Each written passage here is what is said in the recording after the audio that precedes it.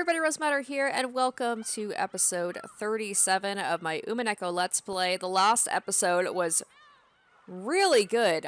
We had an interesting mix of like action with Ange and Kasumi, I think, Kyrie's sister, meeting up with the with Okanagi, which was surprising. Like Okanagi and the bodyguard guy, who you guys let me know was actually in the Higurashi anime. Totally slipped my mind.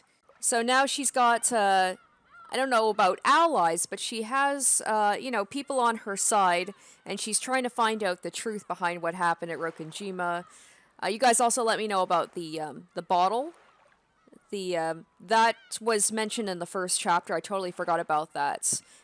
And that's how people learned about what happened at Rokkenjima. Maria wrote that, apparently. And also learning Kinzo might actually be dead, which is crazy. So we don't have official confirmation of Kinzo being dead, but it certainly is leaning that way. So that would change a lot about this, including the whole riddle about how many people are actually on the island if Kinzo has been dead the whole time. That opens up for a possible 18th person we don't even know about. So hopefully we'll get more into that. So yeah, let's go ahead and let's see what happens next. つまり私たちはこれ以上お父様への面会を拒まれるならば以下の仮説を立てなければならないの。つまり、お父様はすでに亡くなっている。Oh, she just came out and said it. I mean, she was leading up to it, but... しかし、遺産を分配したくないクラウス兄さんがそれを隠してるってね。Let's see if we get our confirmation here. Well, you think that if he was alive, he would jump in to say something. バカバカしい。そうです。バカバカしいにも程があります。これほどの侮辱は初めてです。私たちは警官立ち会いの下で強制的にその生死を確かめることさえ可能よ。ねえ、エヴァ姉さん。Wow, I love this. そうよ、兄さん。話は何とでもでっち上げられるわ。What if all of this, what if the whole epitaph and the was all just a basically, it was all just a big cover-up for Kinzo's death. And then just like, and then we'll just kill off everybody in the meantime. But then that wouldn't work because Krauss is almost always one of the first ones to die. 兄さんが第三者の立ち会いのもとにお父様を面会させなければならない状況になんて簡単にお膳立てができるわ。でも、それは後ろ宮家にとってとても不名誉なことだと思うの。だから私はこの提案をしている。世話人の義務と責任。万一の際のペナルティ。これを承諾してくれれば、私たちはお父様を無理やり引きずり出すなんて真似は控えることができる。ああ、そうだぜ、兄貴。さっき言ったじゃねえか。兄貴は世話人として当然の義務を果たしてるってね。キリエの条件は大したことじゃねえはずだぜ。なぜ過剰反応する？親父が自然死以外の理由で死んだ場合、次期当主から引きずり下ろされるってのがそんなにも気になるのかよ。それとも何？お父様が自然死以外の理由で亡くなるような心当たりでもあるのかしら？そんな心当たりなどあるわけもない。なるほど。私にも親父殿の気持ちが分かってきたよ。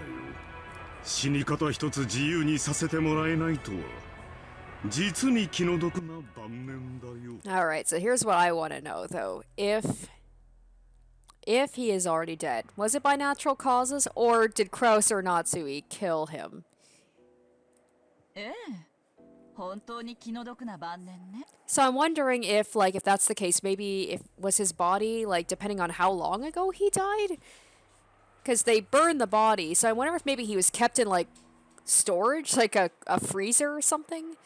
And they're like, well, that's gonna look suspicious, so we need to burn him so that nobody can identify how he died. その晩年が実はもう過去のことじゃないのかと私たちは疑っているの。この疑惑は私たちをお父様に面会させてもらえるだけであっさりと解けるわ。ここまで私たちに侮辱されてもそれでも面会は許されないんですか？クラウス兄さん。お父様は多分すでに亡くなっているわ。I don't think we need to have Beato say anything in red. I think it's confirmed at this point, even though it's not confirmed. おそらく遺体は極秘のうちにどこかに処分したでしょう。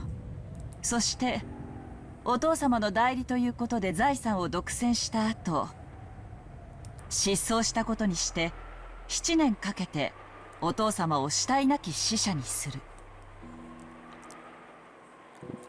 ごめんなさいね。気を悪くしないで。Just like with her sister, though, she says everything with a smile. これはあくまでも私の推理ごっこだから。無礼極まりない。あなたにこの屋敷にとどまる資格はありません。即刻退場なさい。二度と当家の敷居をまたぐことを許しません。去年通用した手が今年もまた通用すると思ったのが運の尽きね。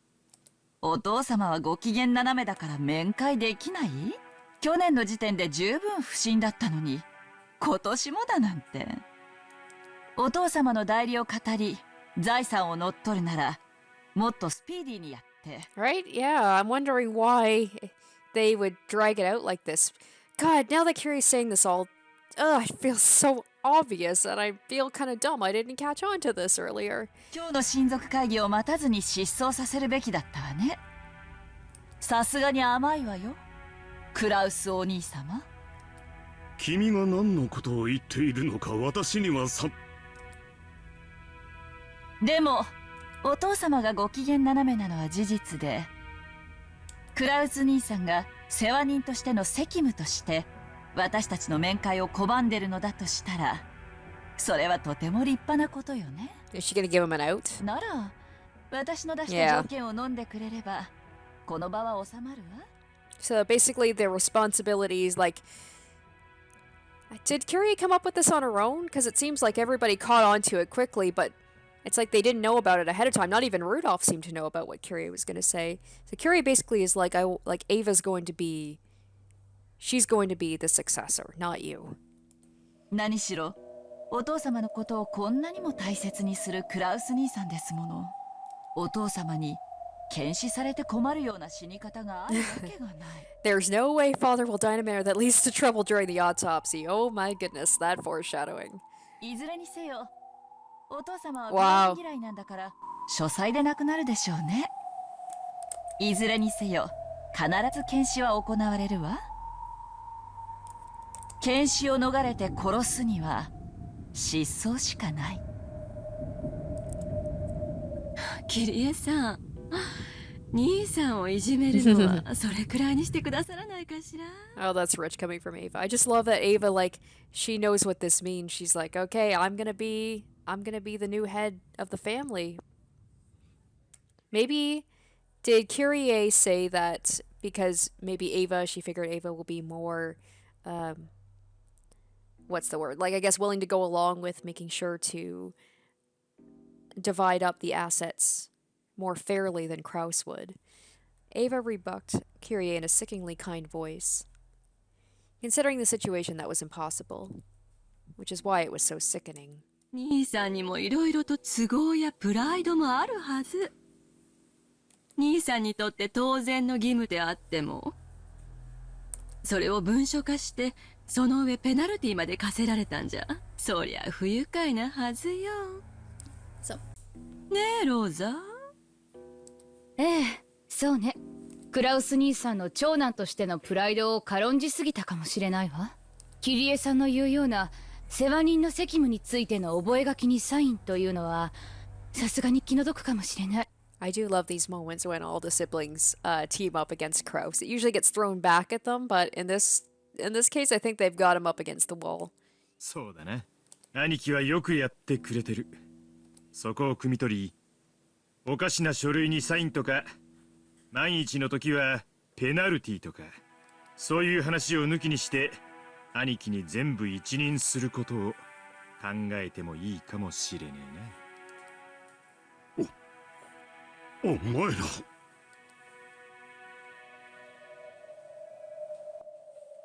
Not just Ava, but Rudolph and Rosa as well began closing in on Krauss with unnerving smiles on their faces, as though they had planned this beforehand. They now understood perfectly how Kyrie had cornered Krauss and exactly where she was prepared to compromise. 世話人の責務についての覚書。これにサインすることなく、私たちがお父様への面会を生涯求めないことにもできるわ。覚書などなくても、クラウス兄さんが世話人にふさわしいという保証をしてくれれば。私にその保証金を支払えというのかね。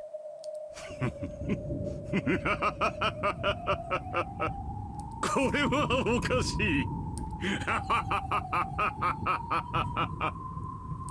保証金はエヴァさん、ルドルフさん、Yeah. そしてローザさんの3人に1人30億円ずつ。手付金としてその1割の3億円ずつを今年度中に振り込んでもらうわ。90億だとそんな金はない。お父様がお亡くなりになった後なら捻出できるはずよ。私たちもその程度には下調べは済んでる。手付金の9億円だってクラウスさんの財産状況ならなんとかなるはず。それこそお父様に借りることだって可能でしょ。白々しい演技は不要よ。This is like I said in the last episode. It's like that. She's like sandwiching where she talks about like you're obviously a very good caretaker and you're taking on a lot of responsibilities, and then just hit him with the but also we think that Kinzo's already dead and you're behind it, but then also but you're a good caretaker and it would just make sense for you to do this if you didn't have anything to hide. Or like we're giving you an out and we won't bring this up again if you give us money. And of course the obvious thing here is if if Krauss didn't want to give them money, all he had to be like, all right, let's go upstairs and let's go see Kinzo. So he's obviously dead. 実に不愉快な話だ。まったくです。お父様の遺産の話だけでも十分不敬だというのに、お父様はもう死んでいる。主人がそれを隠していて財産を独占している。もううんざりです。あなたたち全員にもはや後ろ宮を名乗る資格などありません。And once again, no denials. They're just like, this is ridiculous. But we're not saying that it didn't happen. してや、夏井さん。みんなもう話はこれまでや。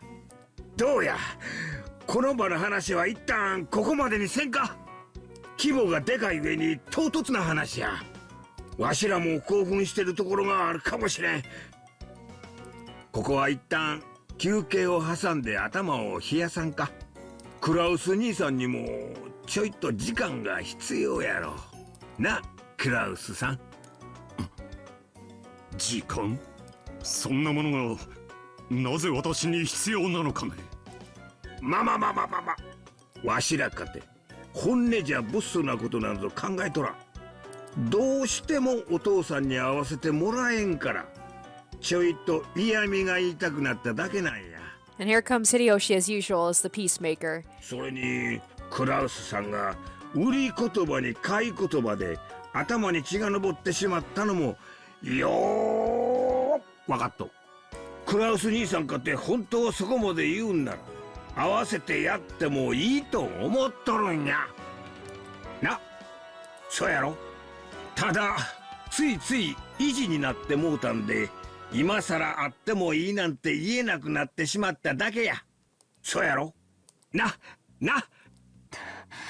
確かに主人も皆さん同様少々冷静を欠いてしまったところもあるでしょう。私たちはお父様の皆さんに会いたくないという意思を尊重して頑くなに断っていたに過ぎません。そうだな。つい昔のような兄弟喧嘩になってしまい私も意地になってしまった。頭を冷やそう。お前たちが親父殿にどうしても会いたいという強い気持ちはよくわかった。私もそれを伝える。なんとか面会してもらえるよう親父を説得しよう。それでどうかね。そうね。クラウス兄さんに説得の時間を与えてもいいと思うわ。そうだな。頼むぜ兄貴。俺たちに会ってくれるようよく説得してくれ。何しろ親父の世話人なんだからよ。その説得だけど、今夜中って制限を設けさせてもらうわよ。Why do I have a feeling that tonight all of the siblings except for Krauss are gonna end up dead? Now that they're giving him a time limit of tonight. And then, of course, the witches, the epitaph, he might be like, oh, perfect, I'll just wipe them all out, and then we don't have to worry about it anymore. 明日になったら、私たちは書斎の扉を打ち破ってでもお父様の安否を確認するわ。それでいいわよね、兄さん。好きにするがいい。なるほど。説得すらも大して時間はかけられないようだ。夏日、行こう。せめて晩餐にはご一緒していただくようお願い申し上げよう。はい。Him and Natsui together are just gonna murder them all. Krauss left the parlor accompanied by Natsui. Once their footsteps disappeared, Hideyoshi breathed out heavily and flopped onto a sofa, smirking.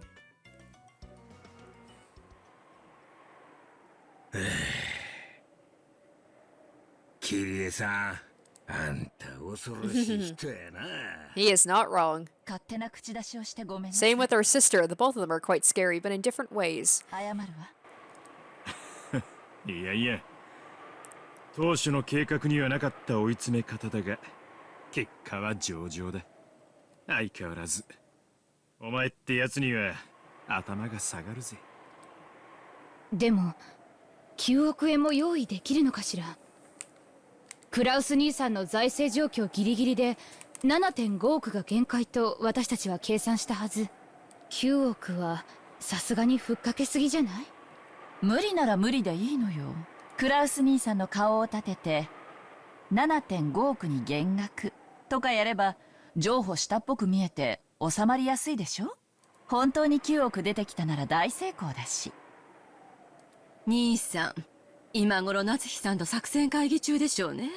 あのプライドの高い兄さんがどんな言い訳をしながらへりくつをこねてくるか、本当に見ものだわ。お父さんを説得できるわけがない。There's no way to convince someone who doesn't even exist.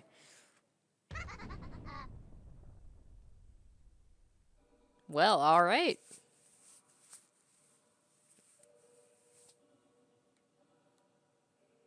Okay, we're in Kinzo's now. 兄弟たちも Wait. 年に一度の親族会議にそれぞれの都合を合わせてやってきています。 Oh, wait, don't throw it at me. He's still... Wait. Krauss and Natsui could be seen in Kinzo's dimly lit study. Every once in a while, thunder could be heard, and the dimly lit room flickered with light. It seemed the island would be closed off by the storm very soon. お父様、どうか今一度不敬な彼らに当主様の威厳をお示しください。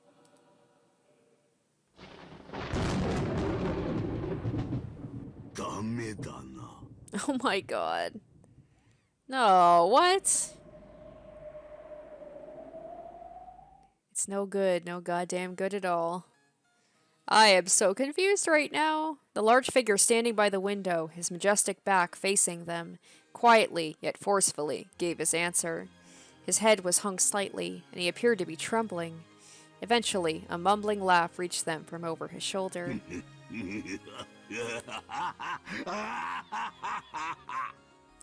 ダメだな。全然ダメだ。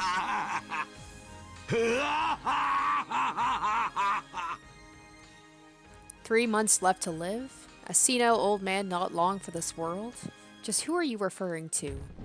I am... Oh, Jesus. Oh, I don't like that.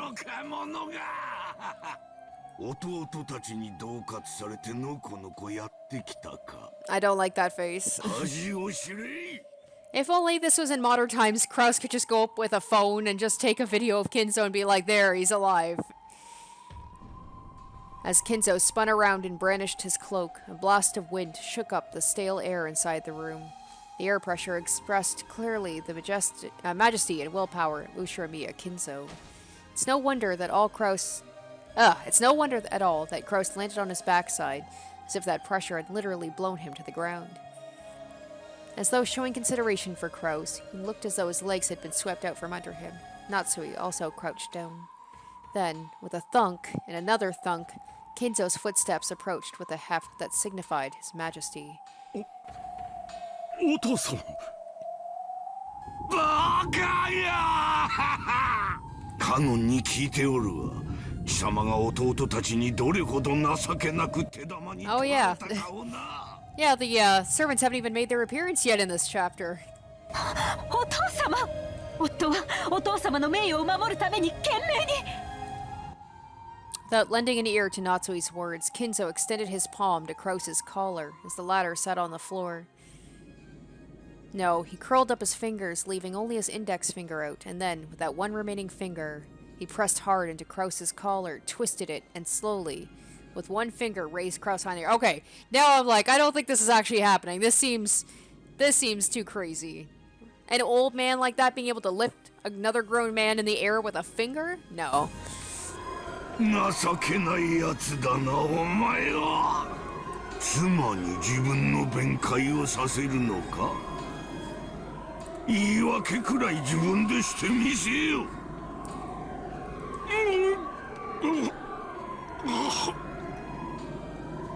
Krauss's feet scrambled at the air. Kinzo's brawny finger was choking him. He couldn't even open his mouth, let alone talk. However, even if he'd been allowed to open his mouth, as he was now, there was no way he'd be able to think up an excuse that Kinzo would accept. Still, what an incredible power he possessed. No one would call Kinzo an old man after seeing this superhuman strength. お父様、夫は夫なりに戦いました。どうかお許しください。夏日、戦いというのはな、勝つまでの過程を言うのだ。負けるまでの過程は戦うとは言わぬ。それはただ一言、みっともないというのだ。これが私の後継ぎだというのか。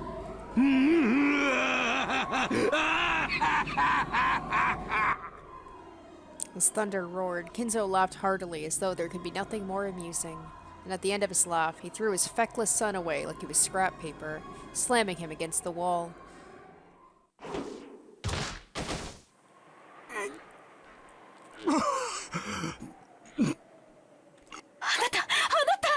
しっかり。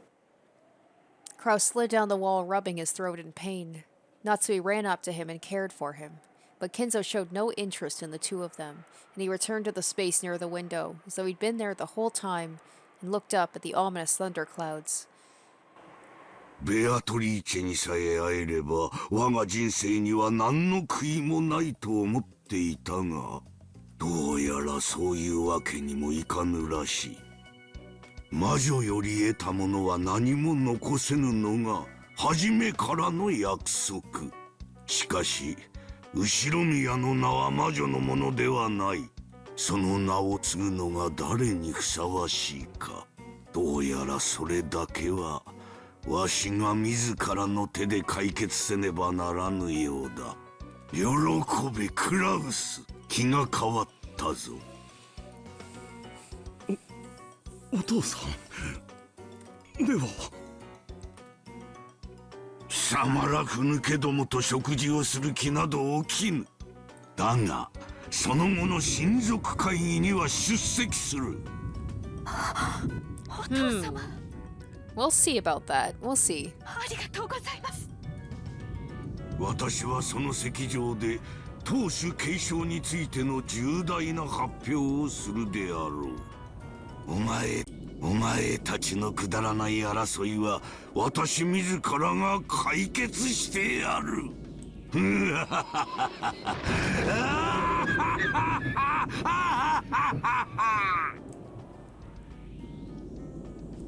Okay, okay. Well, if Kinzo shows up, I mean, I doubt it's gonna happen because he said he was gonna show up like after the dinner, but people are gonna start dying. So if he's able to show up, okay, well then he's probably alive then, but I'm still thinking, like, I don't know. That seemed weird. The door was forcefully flung open and Rosa flew in with Maria. 源氏さんか誰かいない？誰でもいいの。バスタオルを持ってきて。It was already a full-blown typhoon outside, and it was starting to pour down hard. Though she'd at least been using an umbrella, Maria had been in the rose garden amid all the wind and rain the whole time. She had grown ice cold. Maria had gotten into a minor fight with Rosa in the rose garden, and had been told to stay there forever. She had done as she was told, and had continued to remain in that spot even after the rain started. Rosa certainly had gotten a little emotional and angry, but Maria's stubborn demands were probably more at fault. The cousins who had unfortunately been witness to that exchange were relieved to see the mother and child close to each other again. Rosa toweled Maria's head dry. She seemed overcome with worry that Maria might catch a cold, and Maria herself was nonchalant. 大丈夫？寒気とかしない？やっぱり一度戻って着替えさせた方がいいかしら。全然平気。それよりお腹空いたから着替えよりご飯がいい。大丈夫そうだぜ、ローザおばさん。こんだけ元気ならきっと大丈夫だよ。傘があって本当に良かったよ。ひょっとしたらずぶ濡れかもしれないと思ってたからね。傘を持ってたのは不幸中の幸いだったよ。So that's the question, right? She got that umbrella from somebody, and she said it was Beato. But that's the big question is... Okay, so if they're saying that Kinzo... If Kinzo is dead, and if he has been since the beginning, and they were saying there's no more than 18 people on the island, so that's got to be an extra person. Who is the extra person?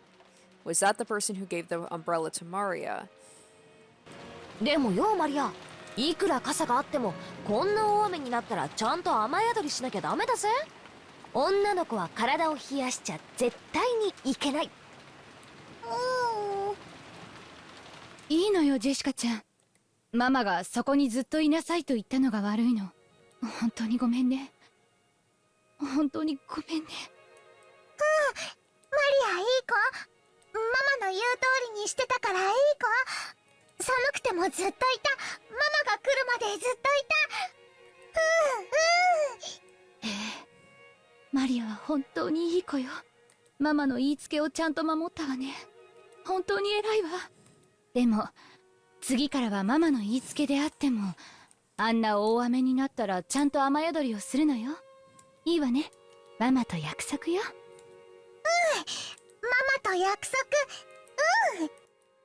As Rosa gently held Maria, they joined their pinkies together and promised. Like, they have their cute moments, but also, like, they're well, I say they're horrible moments, more like Rosa being horrible to Maria. Maria doesn't deserve that. Battler and the others could tell by this bonding between mother and child expressed through a single little finger.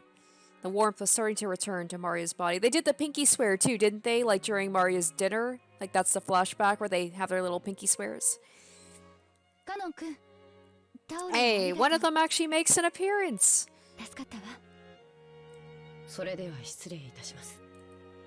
Cannon bowed with a blank expression as though he had done nothing that required gratitude, then left the parlor. もうお夕飯よ。みんなも行きましょう。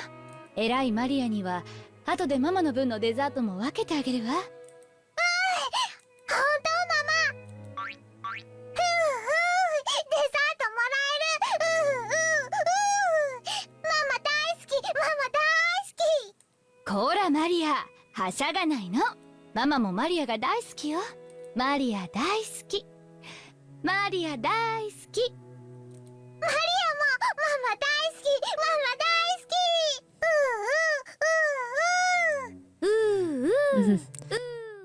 Okay, that's kind of cute, but it's only a matter of time before Maria does something that's going to make Rosa upset again. Rosa and Maria really looked happy together. Even the cousins watching started to feel somehow familiar warmth filling up their chests. Oh, this is... Oh, this is going to be an awkward dinner. Like, that is probably one of the most tense conversations that I've seen the adults have. Like, straight up they accused Kinzo of being dead and Krauss maybe being behind it or at least being negligent. Like, oh, that's going to be very awkward. うちはそうでもなかったぜ。母さんとかいっつも勉強勉強とうるさかったな。子供を愛していればこそだよ。親の愛は優しさや甘やかしだけじゃないんだよ。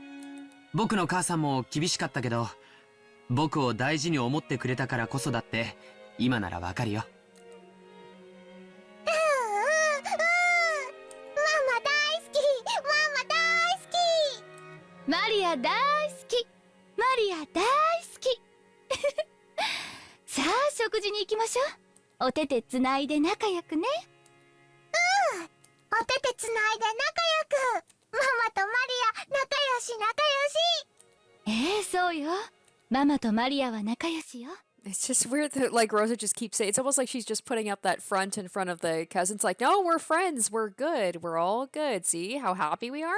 いつまでもずーっとね。愛してるわ。マリア。Ooh, okay. なんだ Whoa. 突然どうした？ The sudden sound had come from the teacup Gretel had been holding, which had fallen and smashed. Oh, is she having some sort of revelation about maybe something that was in the diary? ごめんなさい。ぼんやりしてたわ。落としちゃってごめんなさい。 Something about Maria, I'm guessing. She just had a moment where she's like, oh, maybe she made a connection with something? I don't know. The cup on the floor was broken into tiny pieces. Would it really have made such a sound and smashed into so many pieces just by being dropped by that height? Even someone as obtuse as Battler could realize she was in a bad mood over something, but he couldn't understand why she had suddenly grown so... Oh, I wonder if... Did Maria, write in her diary about, Mama's mean to me sometimes, and Mama hits me sometimes, and maybe Angie is just pissed off, seeing them being all happy, but Angie knows the truth. Hey, Ronove! Haven't seen him in a while either. When she made to bend over and pick up the pieces of the cup, Ronove appeared out of nowhere and stopped her. お怪我をなさいますよ。お片付けは私どもにお任せを。紅茶のおかわりをお持ちしましょうか。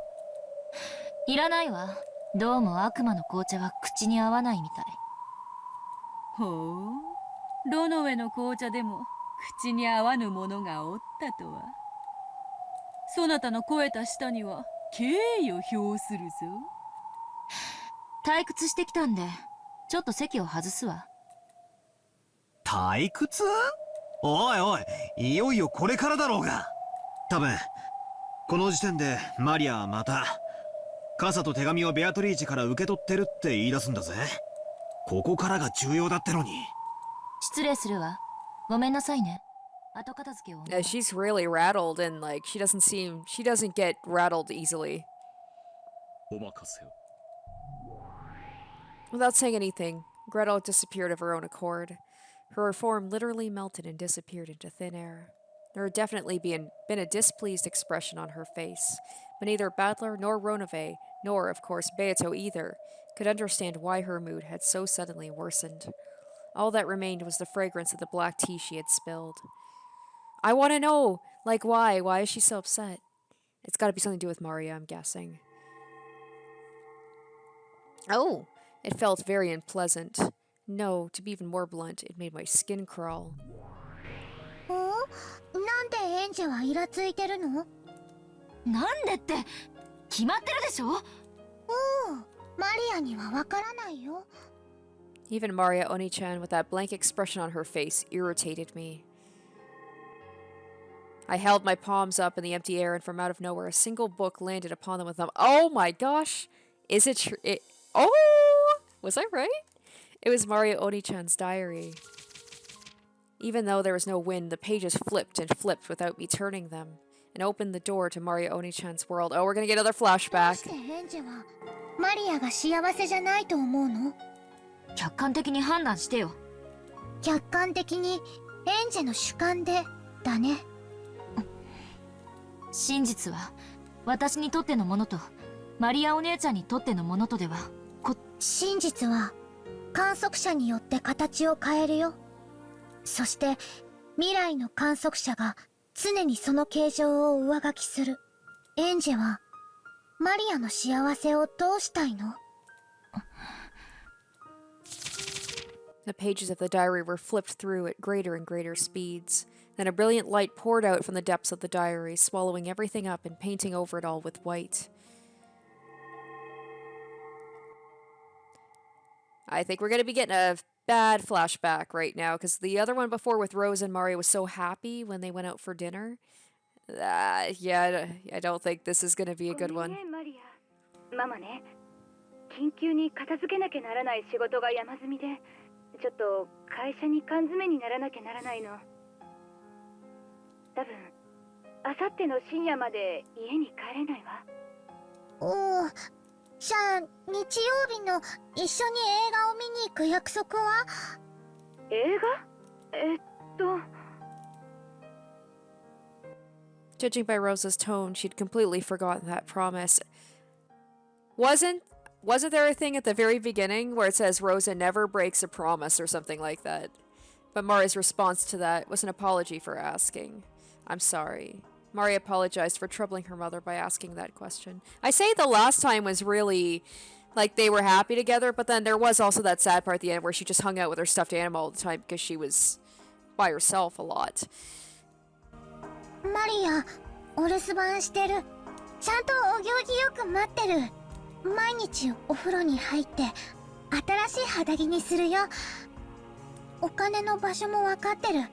毎日違うお店に行くようにする。あんまり遅い時間に出かけないようにする。No, poor Maria. She's just... Oh, she's such a good girl. おまわりさんに聞かれたら、ママのお使いですって言うようにする。ちゃんとママに言われた通りに。Just the fact that she's being instructed, like, we don't want to make me look like a negligent mother, so this is what you need to say. そうね。ちゃんといい子にしてるのよ。そしたらお土産を買ってきてあげるわ。いい？夜は9時までに寝るのよ。ママが帰ってこないなんて。Yeah, that's... 大人にも言っちゃダメよ。いいわね。うん。だからママ、お仕事頑張ってね。頑張ってお仕事を終わらせて、少しでも早く帰ってきてね。マリア、もう夜中に Oh my 近 goodness. 所の人に迷惑なんかかけたりしないから。Okay, even if Maria doesn't say straight up that Rosa, like, has been abusing her, I can see from Angie's point of view why she'd be so pissed at Rosa being all, like, buddy-buddy with Maria knowing how she was treated. だから、早く帰ってきてね。じゃ、忙しいので切るわよ。いい子にして待ってるのよ。余計なことはしちゃダメよ。じゃあね。Not even I love you? Like, come on. Click. Using a tone that indicated she was wrapping up the call, Rosa hung up the phone without waiting for Maria's answer. Maria neatly set down the receiver and returned to the sofa.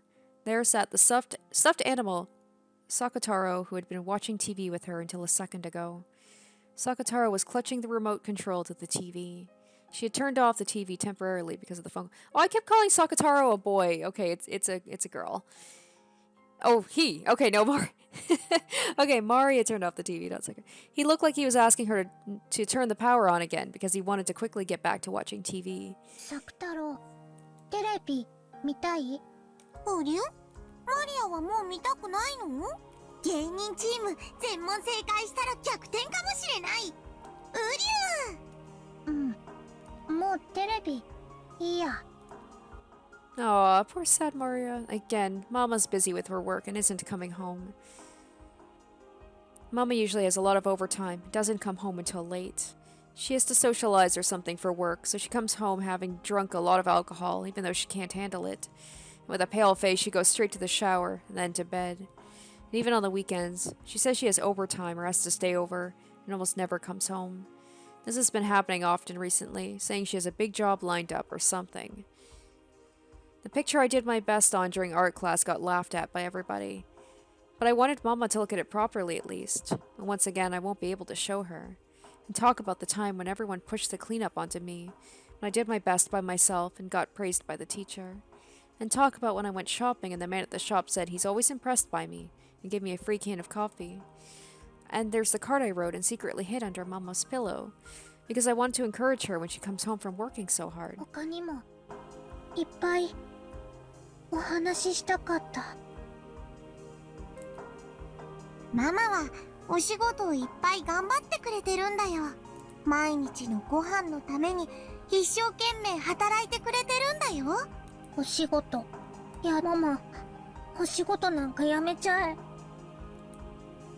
お仕事は大人の大切な仕事なんだよ。マリアにご飯を食べさせて、お洋服を買って、学校の給食費を払って、サマーキャンプの積立金を払って、それはみんなママが働いてお金を稼いでくれるからなんだよ。ご飯いらない。お洋服もいらない。Aw. 給食もいらないし、サマーキャンプなんか行きたくない。どうせマリアをどこの班も混ぜてくれないもん。Guess it's so freaking tragic. ウリュウ、ママはさっき電話でお仕事から帰ってきたらお土産を買ってきてくれるって約束してくれたよ。ママはマリアのことが大事で寂しくさせてることを申し訳ないと思ってるから、そういう約束をしてくれたんだと思うよ。そうかな。ウリュウ、めんどくさかったり嫌だったりしたらそんなことはしないもん。ママだってマリアのそばにいつだっていたいんだよ。それができなくてママも辛くて悲しい。ママが泣きながらずっとマリアの隣にいて夜を過ごしてくれた日を僕は覚えてるよ。なんでママが泣いてるのかわからなかったけど、悲しむママが悲しくて、ただマリアは黙ってママのそばにいることしかできなかった。あの時最後にママが言ったの、僕はマリアにありがとうって言った。ただそばにいてくれるだけでマリアだけが世界でただ一人の味方なんだよってママは言ってくれた。ウリュウ、覚えてる？マリアが世界でただ一人の味方なんだよってママ言った。Sakataro set the remote on the table, crawled up onto the sofa, sat on my lap, and spoke to me while gazing into my eyes. ママもきっとマリアと同じなんだよ。ママの描いたデザインだけがクライアントに笑われて、ママの会社だけが他の会社から面倒な仕事を押し付けられて、ママは社長だから自分一人で片付けなくちゃならなくて、ママの会社だけがいつも他の会社の仕事に混ぜてもらえない。ママの味方はマリアだけなんだよ。そのマリアがママにお仕事なんかやめちゃえなんて言ったら、ママの味方は世界中のどこにいるの？サク太郎。僕には世界中でただ一人マリアがいる。ママには世界中でただ一人マリアがいる。マリアにはママもいるし、サク太郎もいる。だからマリアは寂しくなんかない。ウリュウ。ママはお仕事が忙しいからなかなかマリアと一緒にいられないけど、マリアはどうかそれを責めないで。その代わり僕はいつも一緒に、そしていつまでも一緒にマリアのそばにいるから。ウリュウ、僕が一緒じゃ悲しみを止められない？ Aww.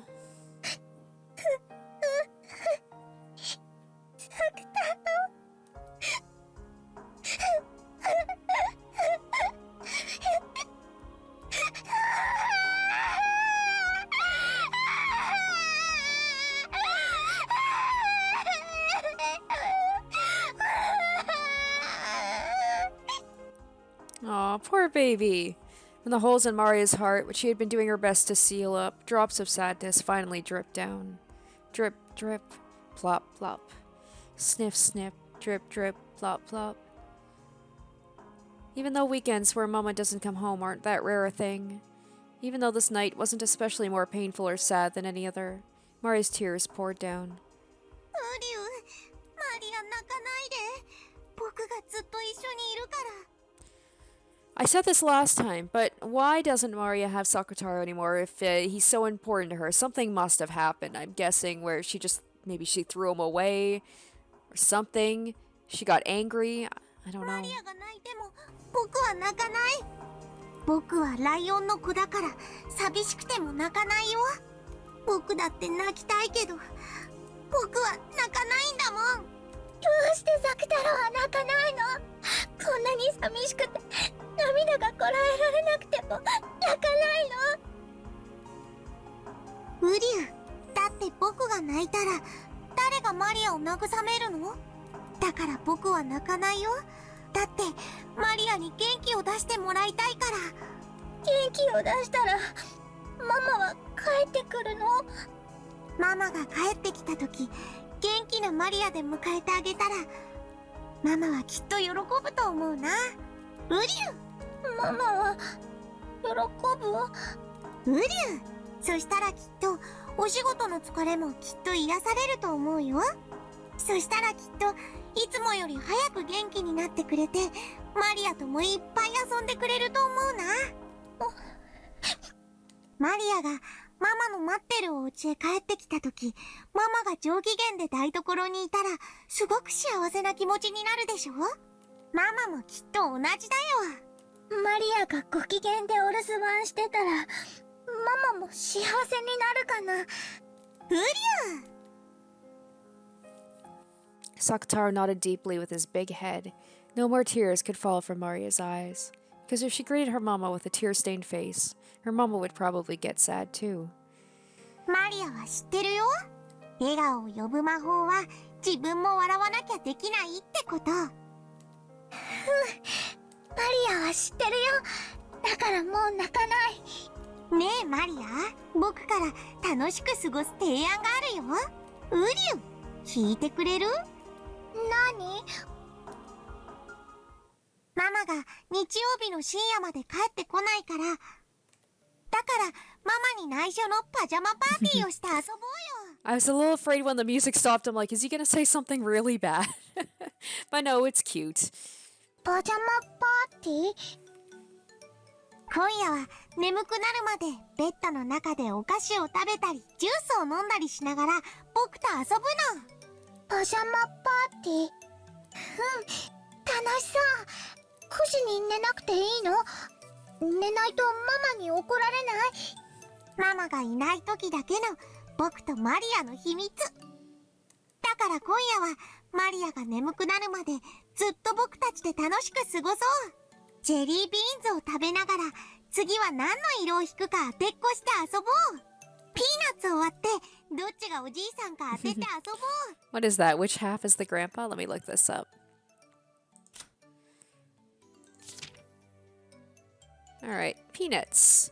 When peanuts that have been removed from their shells are cracked in half, one half has a nub on the end with a small leaf protruding from it. In Japan, young children are sometimes told that the half with this nub is the grandpa, because the leaves look like a mustache. The other half, obviously, would be the grandma. Oh, that's cute. クローゼットの中を宝探ししよう。他にもオレンジジュースとメロンジュースを合わせたらどんな味になるかな。おお、いっぺんやってみたかったけどママにやっていいって聞いたらダメって怒られた。ウリュウ、ママに内緒で実験してみよう。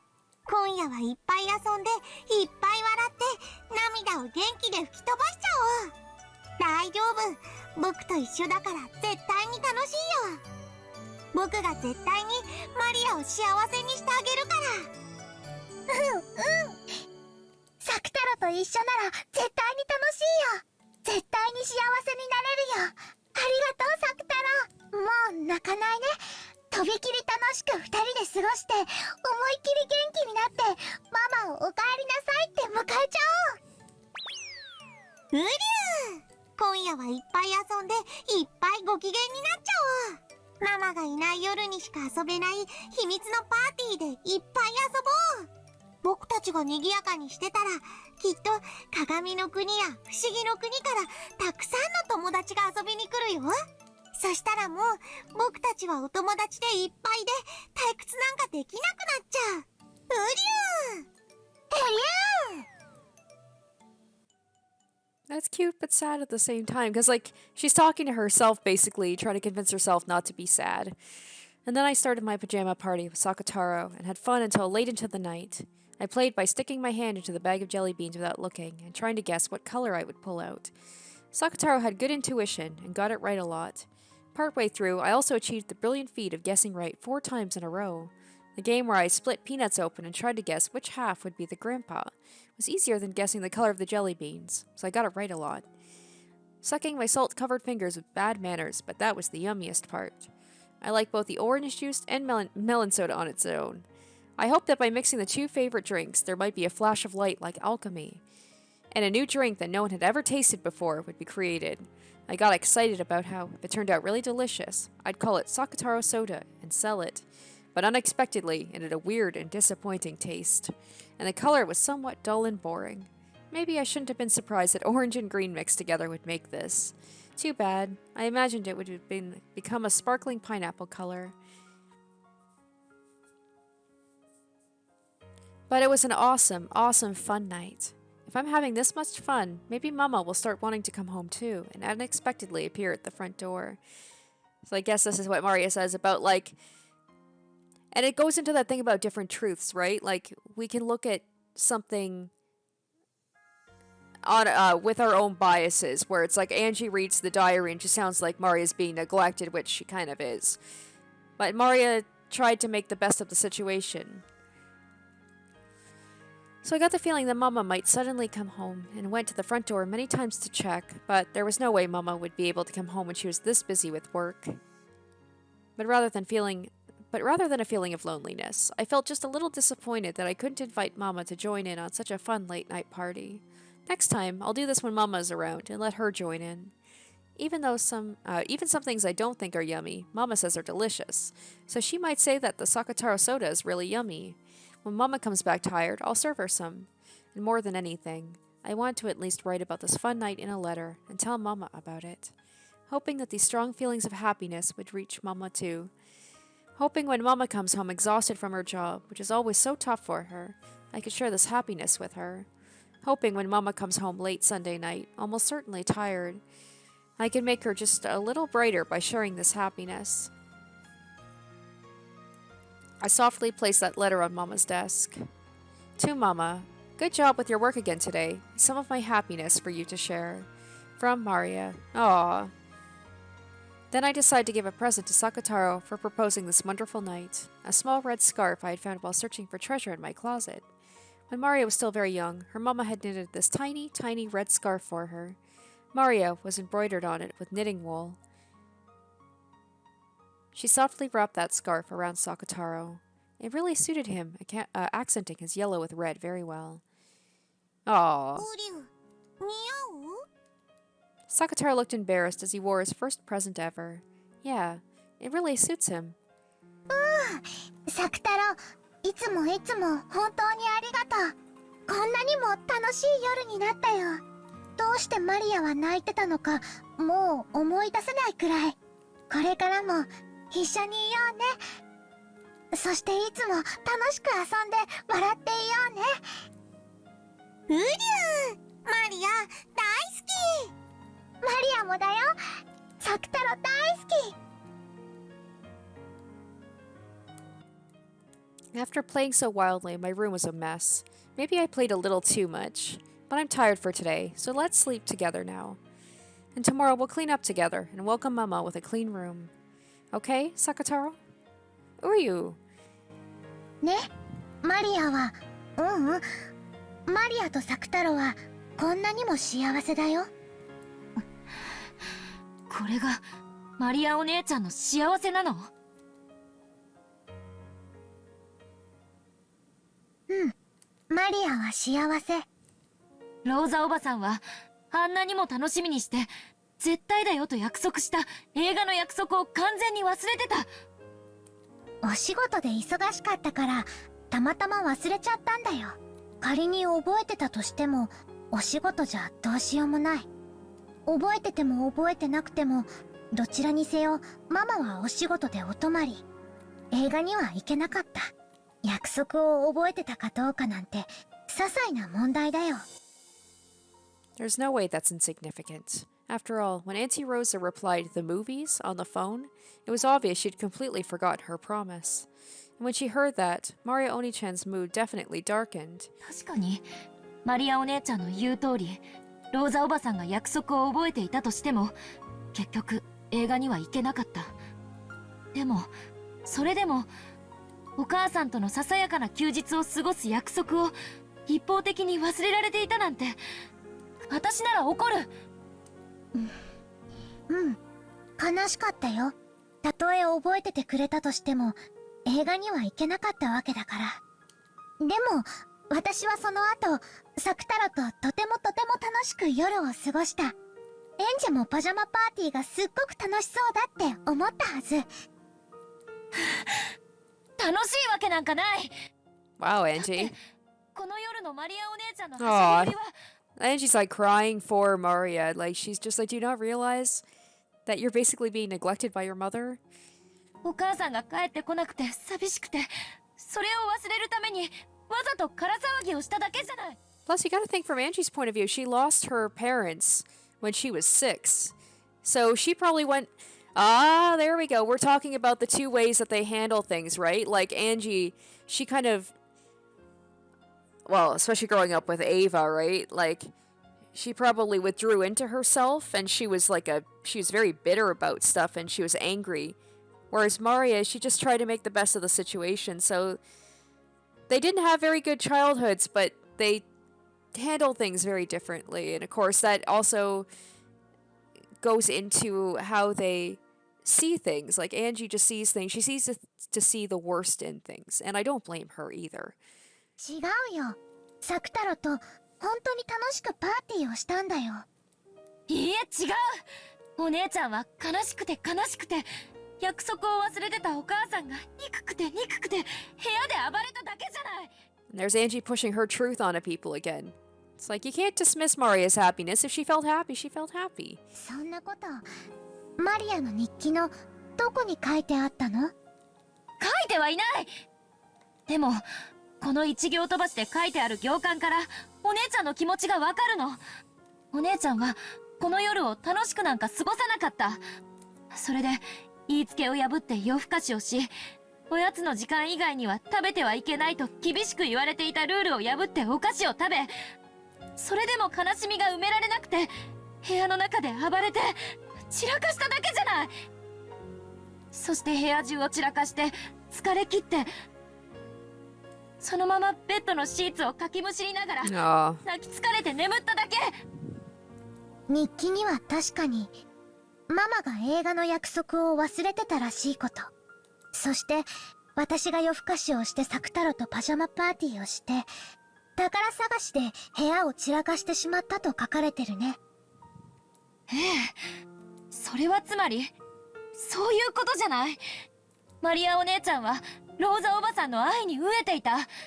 そしてローザおばさんは自分の仕事や世間体ばかりを優先していつもお姉ちゃんを後回しにしていた。だから虫唾が走るのよ。ローザおばさんのお姉ちゃんのことを愛しているという言葉がどれほど上辺だけのものか知っているから。お姉ちゃんだって知ってるはずなのに、なんで自分は幸せだなんて言えるの？マリアお姉ちゃんのそのあたりが私にはわからない。この年になってもさっぱり理解できない。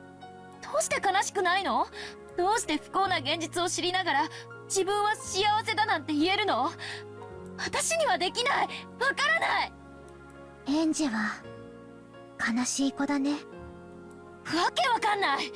どうして私が哀れまれなければならないの？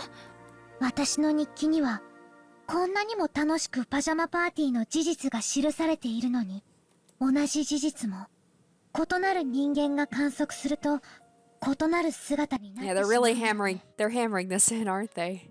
They're really, this is the sticking point. This is the thing that I guess I've got to take away from this chapter is people can view truth in different ways. There is no one truth. People will always see things with their own biases. I remember talking about this with Bernkastel. Truth is indeterminate and changes its form every time it's observed, by the way it's perceived. In other words, depending on the person who perceives it, a single truth becomes different truths. And truths of the past are painted over by truths of the future. マリアはこの日記でこの夜の出来事をとても楽しかったと記した。マリアお姉ちゃんはこの夜の出来事をとても幸せだったと記述した。なのに日記を読んだエンジェはこの夜の出来事をとてもとても悲しかったと読んだ。マリアお姉ちゃんは幸せだと記述したのに、私はそうではないと読み解いた。やめて。これは幸せな夜を記したものなの。これがこの夜の真実。お願いだからその幸せな真実を新しい、そして異なった真実で塗りつぶさないで。マリアお姉ちゃんにはこれで幸せなの？うん、幸せ。だから同じ境遇の時、幸せに感じられないエンジェがOh, sorry. Both she back then and I now have the same friendlessness and lonely situation, or friendless and lonely situation. And Angie accepted the lonely truth as the lonely truth, but she painted over the lonely truth with a happy truth. Ushirami and Maria took the sad truth and changed it into happiness. That is the only and yet all too large difference between me and Maria Oni-chan. And at the same time as being unable to accept it, another part of me is jealous of that power. そうなの。それは力なの。その力があるマリアは幸せになれて、その力がないエンジェは幸せになれない。その力は何なの？マリアもその力を何と呼ぶかわからなかった。この時点ではね。Is it love? やがてその正体を教えてもらうの。後に話すよ。後のページで。そして日曜日の深夜、ママは約束通りお土産を持って帰ってきた。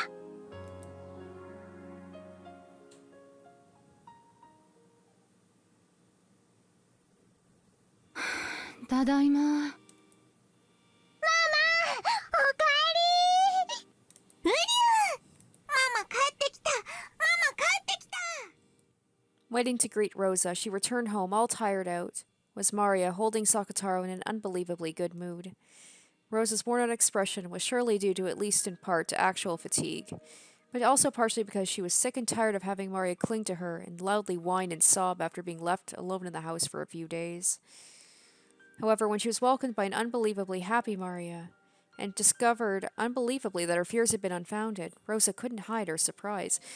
I didn't want to say it, but partially I was thinking that maybe it wasn't all, especially thinking about like going out and drinking, maybe that wasn't all just Rosa being like, oh, it's for work, it's just like I need a break from my kid.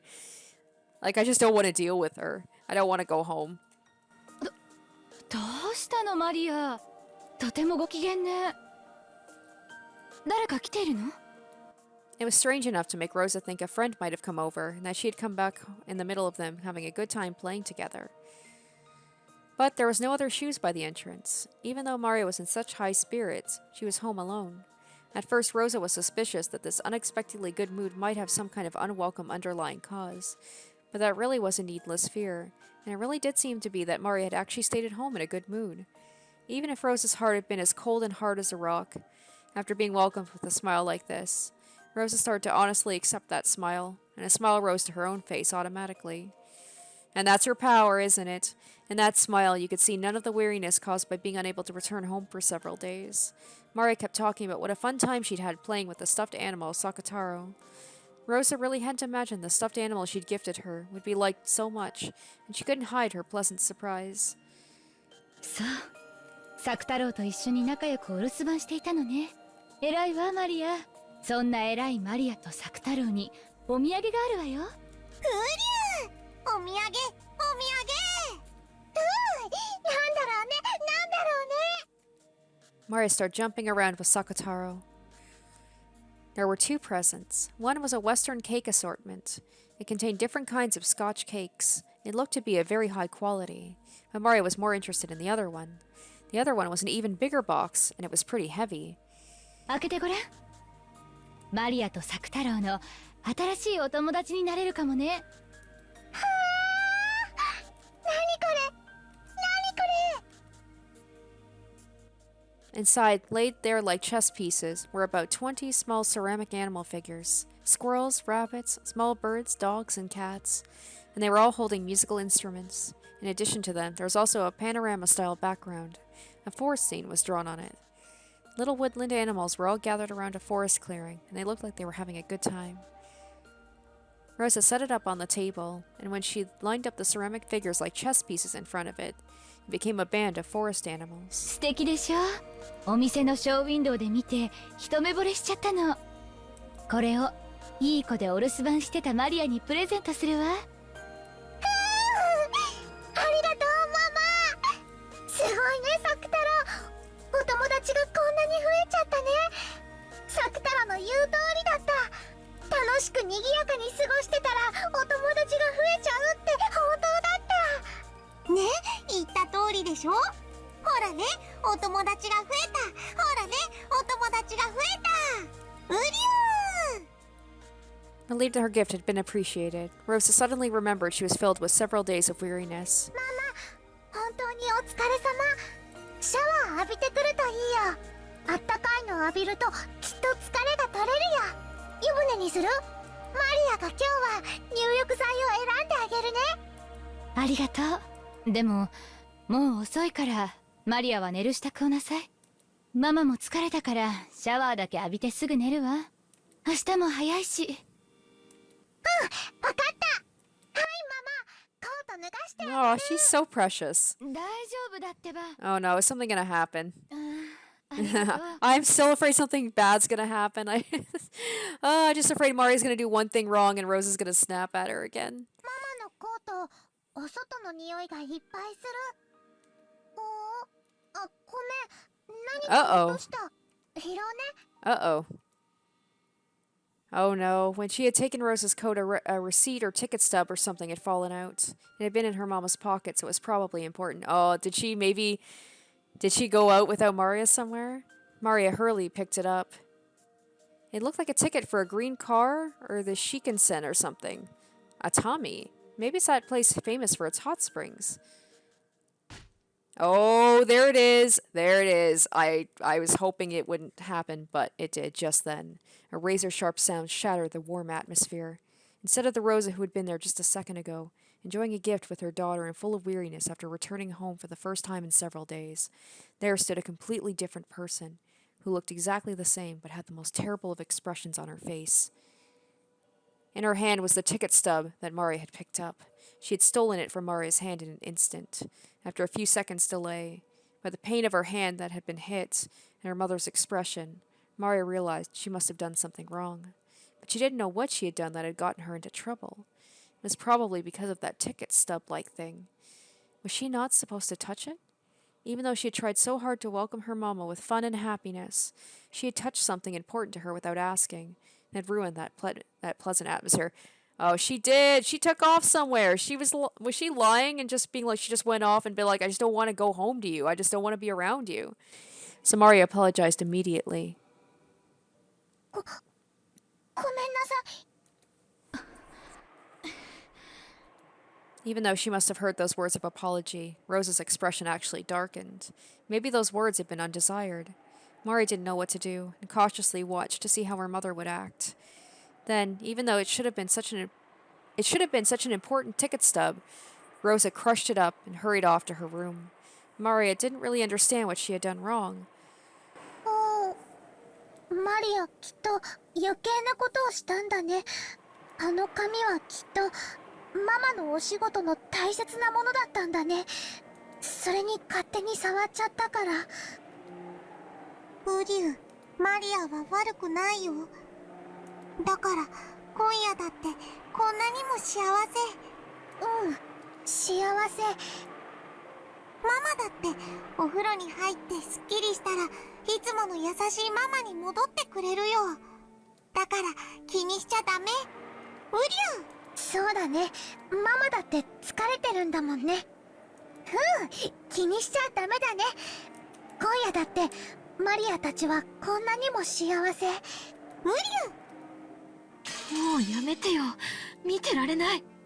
エンジェは幸せの見つけ方が間違ってると思うよ。間違ってるのはお姉ちゃんでしょ。これのどこが幸せだってのよ。もう痛々しくて見てられない。何が？ママが急に怒り出したこと？人間疲れていればそういうこともあるものだよ。一時の感情のすれ違いだけで相手を全否定するのって Wow, look at her getting talked じゃ down ないと思うよ。 by a kid. 9歳のマリアお姉ちゃんに言われるとはね。でもそんなことじゃないでしょ。問題、お姉ちゃんが拾ったあの半券、明らかにおかしいじゃない。何が？何もおかしくないし、今夜の幸せと何も関係ないよ。ローザおばさんは仕事で会社に泊まり込むって電話してきたんでしょ。なんで熱海？それって旅行でしょ。マリアお姉ちゃんを置き去りにして旅行に行ってたってことでしょ。しかも普通旅行って言ったら一人では。あれが仮に熱海行きの件だったとしても、だからってママが嘘をついて旅行に行った証拠にはならないよ。Angie and I were on the same page though. 電話で嘘をついてあんなにも形相を変えて奪い取って何よりの証拠じゃない。昔の仕事で出張した時のものかもしれないよ。あるいはゴミか何かをたまたまポケットに入れちゃっただけかも。部下の人が出張した時の領収書かもしれないね。だったら仕事の大切なもの、おもちゃじゃないんだから、ママが取り上げたのもうなずけるよ。エンジェの言う証拠なんて単なる状況証拠。想像と妄想。どうしてマリアとママの仲が悪くなるように解釈するのかわからないよ。どうしてお姉ちゃんがそこまでローザおばさんの都合がいいように解釈できるかの方がわからない。やっぱりエンジェはかわいそうな子。君を幸せにしてくれるかけらはこんなにもたくさん身の回りに落ちているのに、それを見つけられない。なのに不幸せなかけらばかり見つけてしまって傷つき続けている。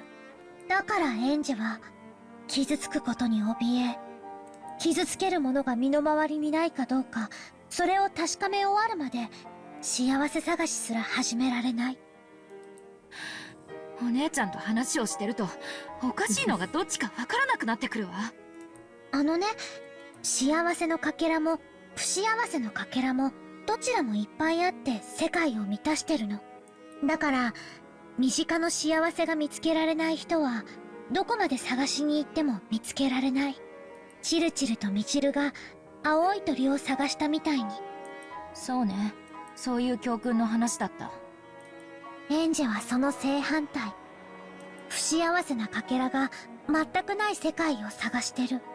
でもそれだって青い鳥と同じなんだよ。だから永遠にエンジェは自分の幸せを見つけられない。バトラはヘンゼルなの？青い鳥なんじゃないの？もういい加減にして。いずれにせよ幸せな夜がコートから落ちた一枚の紙切れで台無しになったことはよくわかったわ。怖いね。一枚の紙切れで。なら幸せを取り戻す力も一枚の紙切れに宿れるかもしれないよね。 Alright, is this gonna continue, or are we gonna find out what happened?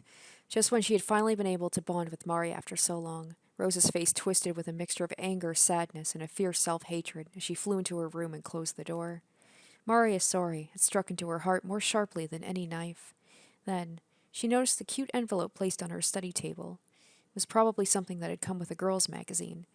To Mama, some of my happiness for you to share, it said. She took it, hesitated, opened it, and read what was inside. Then, after dotting the surface of the paper with 2 large tears, she flew out of the room, hugged Maria from behind as she headed for the bathroom, buried her face into her daughter's back, and cried. And realizing she was the only one who should be truly saying sorry, she apologized to her. And when Maria asked why, she gave no answer.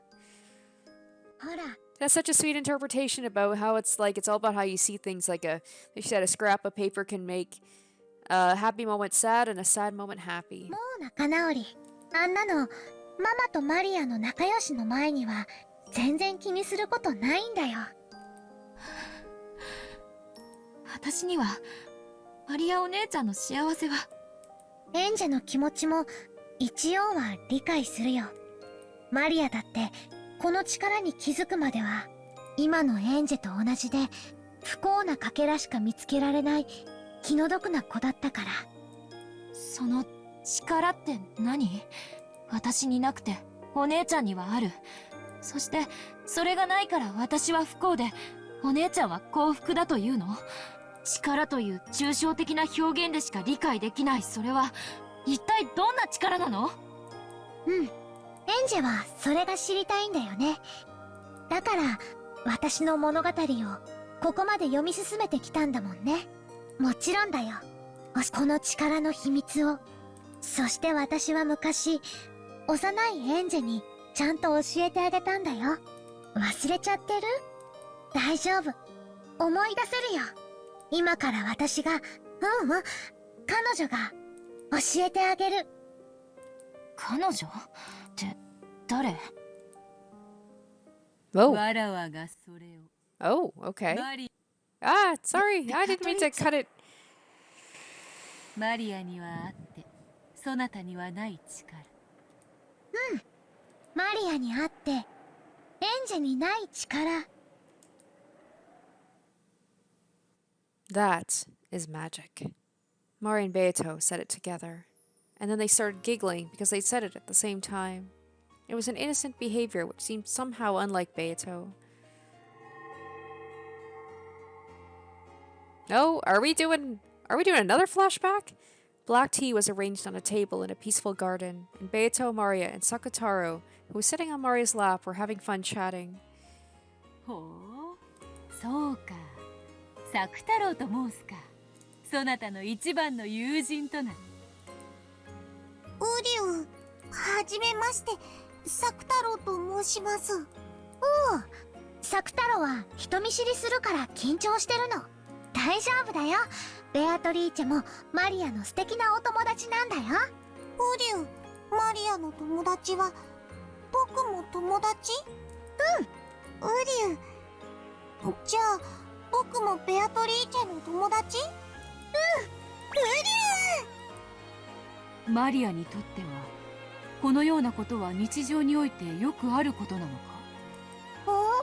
何が？このように無機物に魔法の魂を込め生を宿らせることはそなたの日常においては左半時なのか？おお、サク太郎は無機物じゃないよ。ライオンの子だよ。ウリュウ。ぬいぐるみはよりしろとして優秀だ。ゆえに毒を持たぬ無垢な子供が話しかけることによってそれに応えようとする精霊が宿ることが少なくない。According to Beatrice, when a child plays with dolls, the dolls sometimes gain an actual will and converse with them, in rare cases even moving on their own. However, the power they can imbue into such a vessel is very weak due to their innocence. If even a tiny bit of the toxin from a human's common sense gets involved and tells them there's no way a doll can talk or move, it instantly reverts to being an ordinary, non-speaking doll. しかしそなたのその作太郎というぬいぐるみは違う。サク太郎はぬいぐるみだけどぬいぐるみじゃない。ウリュウ、ライオンの子がウリュウ。サク太郎はライオンの子だけどまだ子供だから時々ガオーって言えないの。ウリウリウリウリウリウリウ。 Beatrice let out a sigh of admiration as she gazed at Maria, playing around with Sakotaro at the table loaded with tea. なんということか。作太郎とやらはその布地と綿のよりしろを書くに完全に人間界に顕現している。自らの人格を持ち召喚者と自在に対話をし、しかも自らの意志で動いている。しかもさらに驚くべきはそれが異界の人物を名指しして呼び寄せたものではなくマリアがゼロの海から生み出したものという点だ。 After that, Maria boasted to Beato that Sakotaro wasn't her only friend, and when she went home, there would be plenty more of them. She claimed there were other similar stuffed animals and dolls, who, like Sakotaro, could talk and move of their own will. It was something natural to Maria. It was natural for stuffed animals to talk, move, and become her friends of their own free will.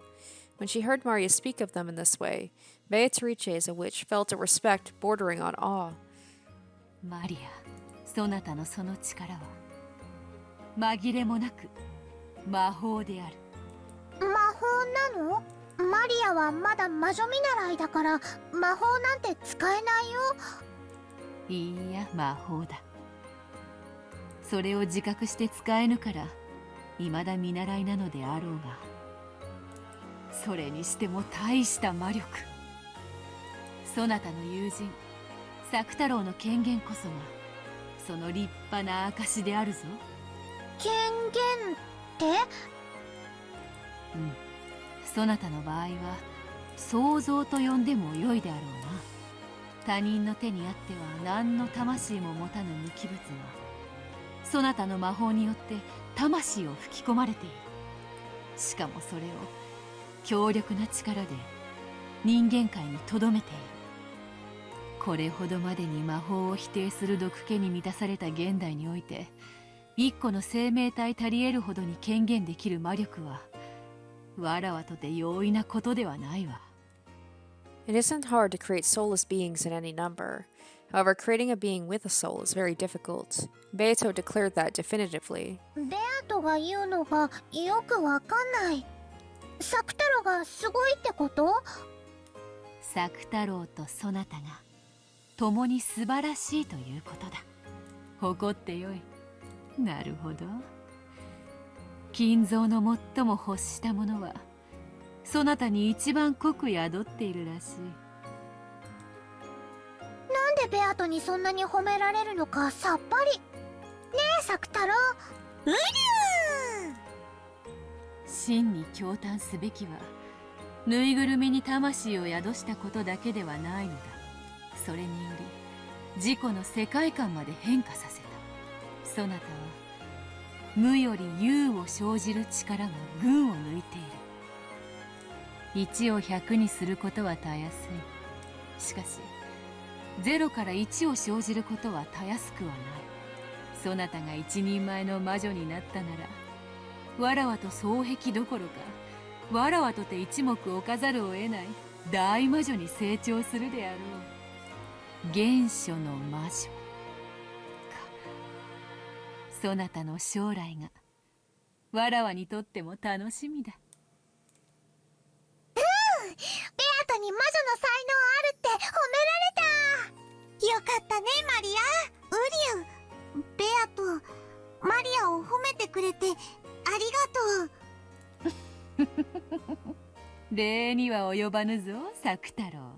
その赤いマフラーは実に似合っているぞ。そしてそなたのような友人を生み出せるそなたの主人の才能に嫉妬する。ウリュウ、マフラー褒めてくれてありがとう。これマリアにプレゼントしてもらったの。僕のお気に入り。まさにそなた専用のマフラーになるために生まれてきたようなサイズであるな。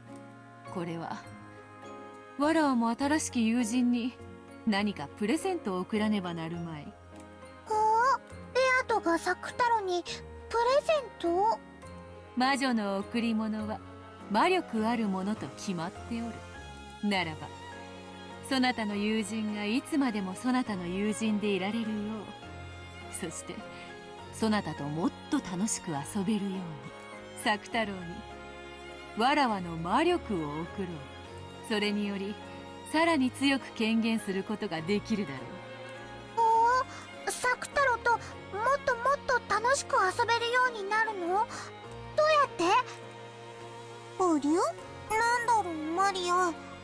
それって怖いこと？大丈夫だよ。ベアトは怖いことなんて何もしないよ。ね、ベアトリーチェ。うん、必ず気に入ってもらえるはずだ。さて、より強く権限するにはより強いイメージが必要であるな。さてさて、どうしたものか。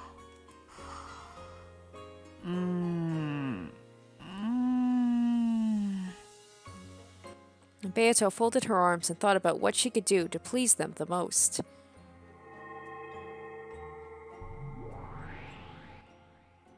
Hey, there she is.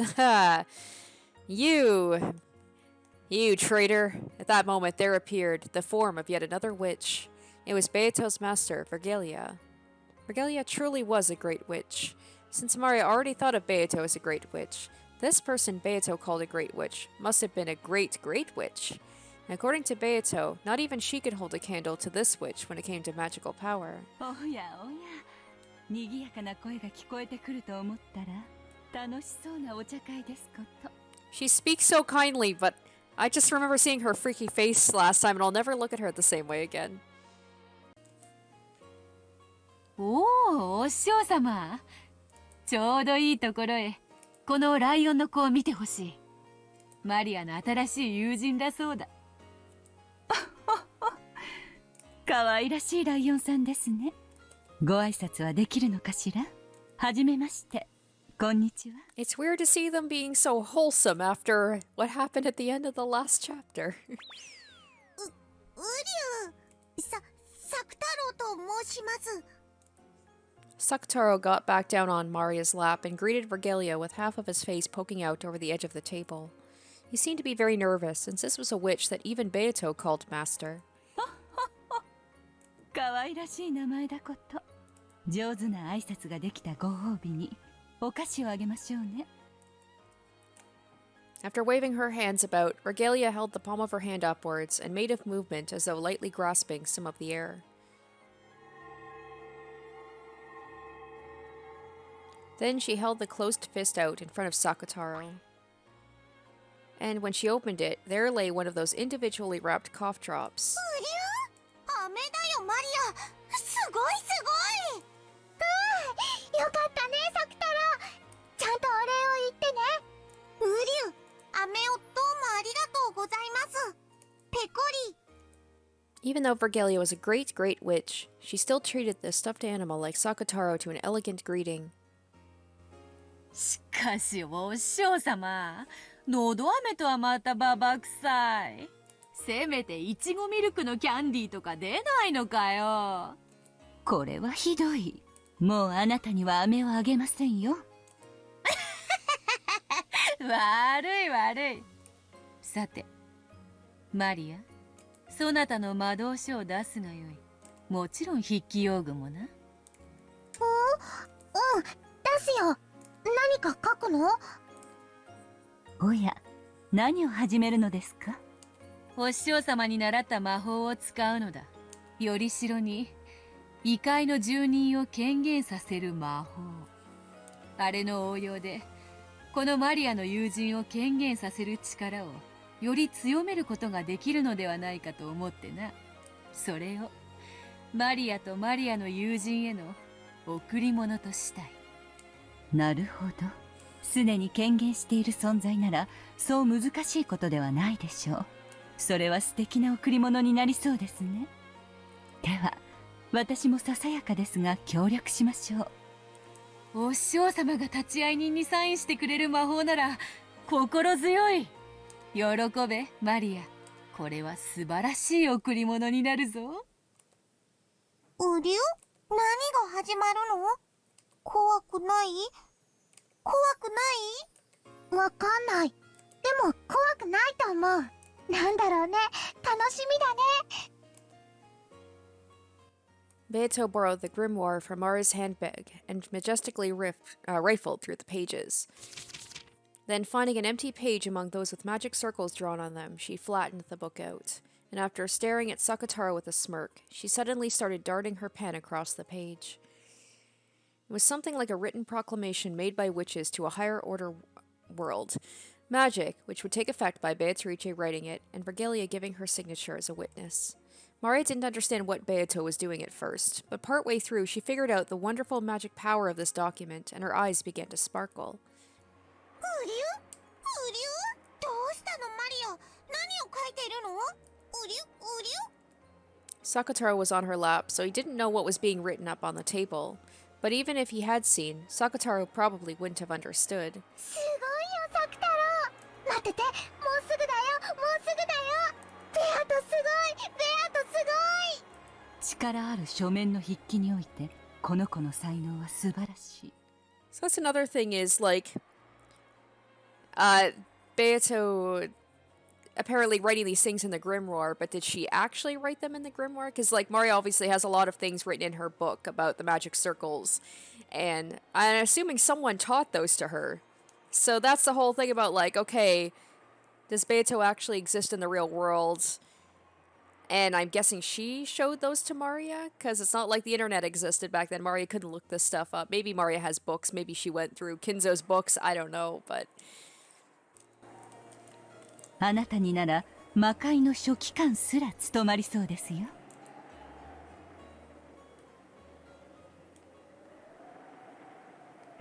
これでどうか。まずまずであろう。 After she had completed the thing she had been so intensely concentrating on, Beato looked over the document again from a distance. It seemed she was fairly satisfied with her work, and Maria, upon also peeking in at it, let out a cry of wonder. すごいよベアト。かわいい。黄金の魔女ベアトリーチェの名においてマリアの子作太郎をここに認める。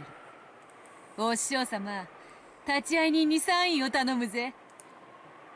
はいはい、我が名においてこの先生に立ち会い認めるものなりできましたよ。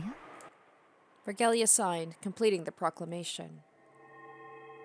It is a powerful document that proclaimed to the beings of a higher world that Sakataro had most certainly manifested in the human world.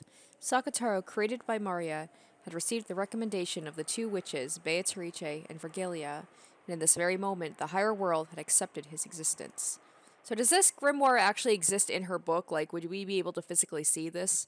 Like, did Maria make up Beato and Vergelia? Like, did she like pretend to sign their names or something? I'm so confused about that. Like, because we know the grimoire, her book, is an actual physical thing in the world, and all of her writings are in there with all of the occult stuff. But like this thing here, like I don't believe this actually happens, because I said in the end of the last chapter, I'm really starting to doubt the whole existence of actual witches. Like, I think this is all just a I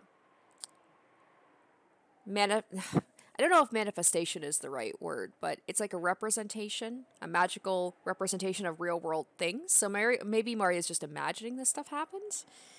Anyway, that was the great magic of manifestation. I just said that.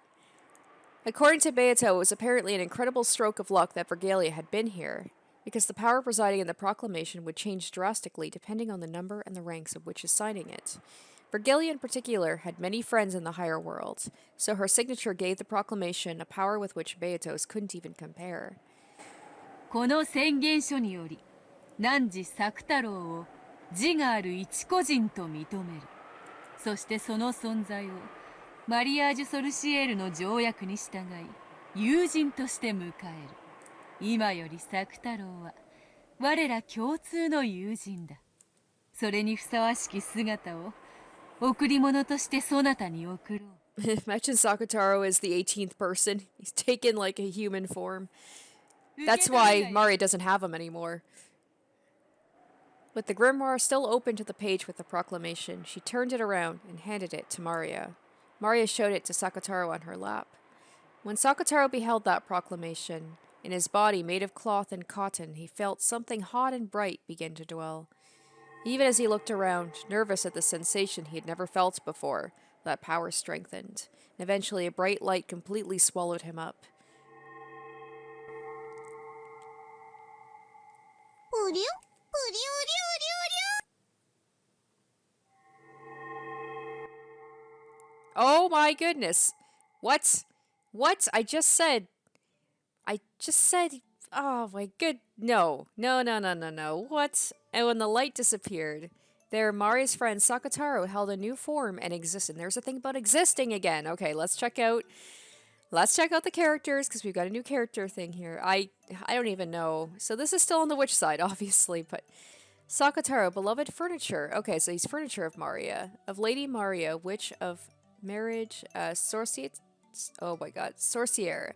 His existence is Lady Maria's pure white heart itself. He is an irreplaceable being to her, and could even be said to be another Lady Maria. He holds a decoration as a diplomat, and all witches, weapons, and furniture in the Alliance, and even demons and divine spirits in contract with the Alliance, are not permitted to take aim at him. Is this Maria's, like, is this her reason? Because I was saying over and over, I'm like, why doesn't Maria have Sakataro at Rokkenjima if she loves him so much? And I was thinking, like, maybe something happened. I was saying maybe, like, she threw him away, but what's more likely, I think, to have happened is maybe Rose eventually gets upset that Mari is still, like, talking to Sakataro and bringing him around all the time and talking to him in public. So maybe she threw him out. So is this, like, maybe Mari is being like, oh no, Sakataro became a person and he went away, and that's her, like, kind of coping with what happened? I don't know.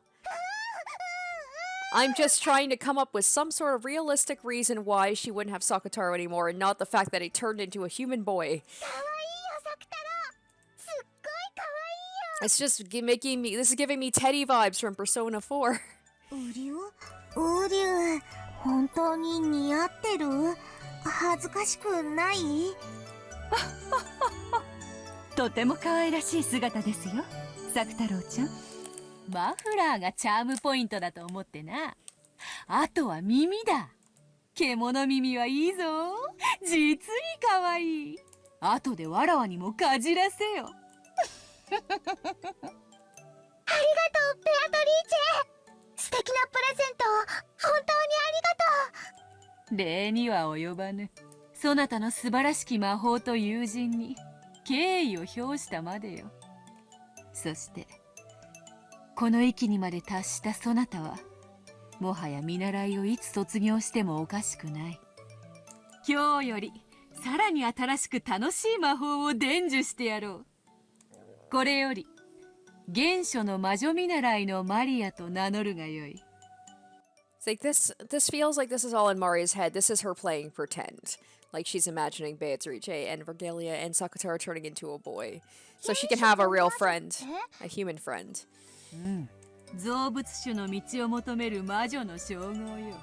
今は身の回りの小物に魔力を吹き込む力しか持たぬエンチャンターでしかない。That is a pretty cool title though, The Witch of Origin. しかし、1000年の修行を経たならば、その胸の内より魔法体系は愚か、銀河を生み出すことも夢ではあるまい。原初の魔女の才能はとても希少。幼き日には誰もが持つのに、誰も持ち続けることができない。この称号は、あなたが汚れなき心を失わなかったことの証でもありますね。原初の魔女、すごい！なる！マリア、原初の魔女見習い！マリア、すごいね。すごい。原初の魔女、すごいすごい。ウリ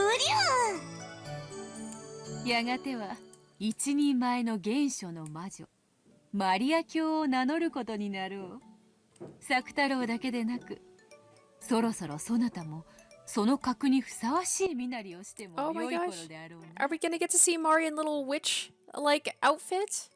それ、見習いとはいえ。Oh my god, we are too. 魔女の名を語るにふさわしき服装を与えよう。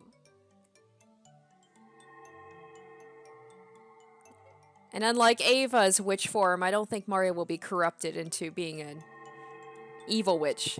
When Beato waved the pipe, that was her wand. Many gold butterflies appeared out of nowhere, grouped around Maria, and granted her a wonderful dress. Oh my god, she's adorable! Oh my goodness, so cute! Endowed with both cuteness and majesty, it was indeed a fitting article of clothing for a girl who would eventually take the name of the Witch of Origins. すごい！すごいすごいすごいすごい！かわいいかわいい！このお洋服、ママにも見せたい！ダメ？魔女の清掃はみだりに見せてはならぬぞ。もったいぶった方が価値が出るというもの。And then the great witch, the witch's apprentice, and their new friend Sakataro had a lively time enjoying their tea together. ね、私はこんなにも幸せだよ。そしてこんなにも楽しい。幸せになることをどうか恐れないで。幸せになるというのは今の不幸を受け入れるという意味じゃないの。今の不幸の中に幸せを新しく生み出すということなの。それが原初の魔法。私は今の自分の世界をこんなにも孤独で辛い世界を肯定するのが許せなかった。だからマリアお姉ちゃんの世界に惹かれながらも最後の一戦で教えてあげる、マリアの原初の魔法を。いいえ、教えたことがあったはず。そしてあなたにも使えたはずなんだよ。忘れちゃった？エンジェだってマリアージュ・ソルシエールに名を連ねる魔女の見習いだったでしょ？ええ、そうだったわね。マリアージュ・ソルシエール、懐かしいわね。私もそこに名を連ねていることがあったっけ。 Okay, so Angie had her name put in at one point? Okay. Okay. That's something that I need to learn more about. Alright, so that will wrap it up for this episode. So I feel like I've learned some important things, or they're really touching on the whole thing about how truth can be different for different people depending on your perspectives and your biases, and the whole thing with Sakataro and creating Sakataro is obviously, I think, is going to be a big part of this. Like, Maria and Sakataro is going to be a big key to figuring things out, I think. But I think the big thing is going to be that whole, like, the truth, what truth actually is, the love, like, love is the big thing behind truth and how you see things, your perspectives. Maria being a witch was, like, that was adorable. But I am also confused a little bit about Sakataro becoming a human and Angie apparently being in that, I've already forgot what it's called, marriage something or other. And yeah, that was just like, that whole flashback with Maria and Rosa was very bittersweet. So yeah, I definitely felt like I've learned some things about this, and I got to apply this later on with my theories and stuff, but we'll of course need the rest of the chapter for me to be able to get some more information. So I hope you guys enjoyed this episode. Thank you for watching, and I will catch you next time. Until then, bye. Special shoutouts to my top tier patrons: Nana, Sparky, Dumbass Loser, Tequila Mockingbird, Punt Cake G, Joel Ostman, Harry Gazif, Asborn Kennedy, Icognito, Jared Fan, and Pirate.